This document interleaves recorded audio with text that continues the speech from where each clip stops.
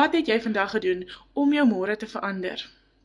Hi, as jy my nie ken nie, ek is Shabina Smit, daai plain Jane girl van Appington, wat vir my eenvoudig die beste lewe gaan gee met my eie aanlyn besigheid.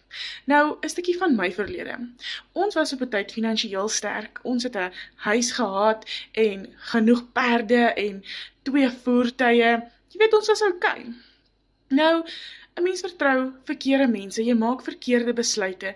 Lang storie kort, ons het als verloor, rock bottom geslaan.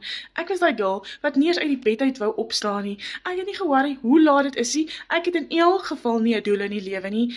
Hoekom moet ek opstaan? Los my net dat ek vergaan in die bed en just leave me, jy weet? Daai gevoel van jy kan nie eens jou kop optel nie.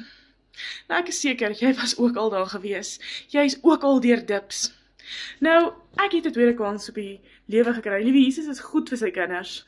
Hy het vir my 'n besigheid gestuur, 'n done for you besigheid waar ek vandag 1 keer opstelkoste gehad het. Vandaar verdien ek 100% profit met elke kliënt daar buite. Ek werk ongeveer 2 ure 'n dag. Hierdie besigheid het my weer lus gegee vir die lewe. Dit voed jou beursie, dit voed jou siel. Jy bou vir jouself 'n toekoms. Jy bou vir jouself 'n nalatenskap.